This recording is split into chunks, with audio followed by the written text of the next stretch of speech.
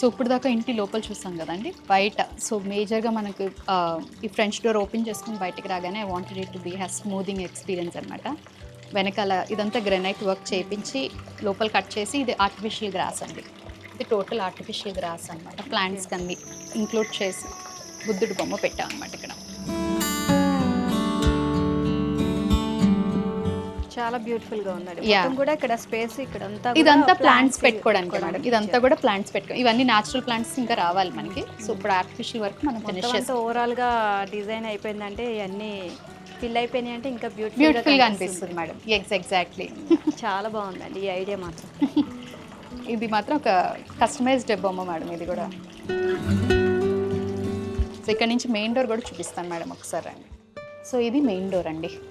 So main door ఏరియాని కూడా ఎక్కడ మేము అన్యూస్డ్గా వదలలేదు. సో టోటల్ ఇదంతా ఎలివేట్ చేసుకుంటానే వచ్చాము. ఇక్కడ నేమ్ ప్లేట్, ఒక గణేష, ఇవంతా కూడా మళ్ళీ ఆర్టిఫిషియల్ గ్రీనరీ. ఓకే, బయట షాండియర్, ఇవి పేర్లు కూడా మొత్తము అక్రిలిక్లో కట్టింగ్ చేయించి కస్టమైజ్ చేయించాం మేడం. ఓకే, అండ్ ఇక్కడ సిట్టింగ్ ప్లేస్ కూడా ఇచ్చినట్టు. ఇదంతా షూ స్టాండ్ అండి. టోటల్ ఇదంతా షూ స్టాండ్, కూర్చుని వేసుకునేలాగా సిట్టింగ్ కూడా చేసాం అనమాట. సో డోర్ మొత్తం కూడా ఆటోమేటిక్. ఇది కూడా డిజిటల్ అండి. సో అది కూడా మనకి video door bell. Okay, so ఇక్కడ కూడా మీకు వాల్పేపర్ అయితే ఏది మేడం?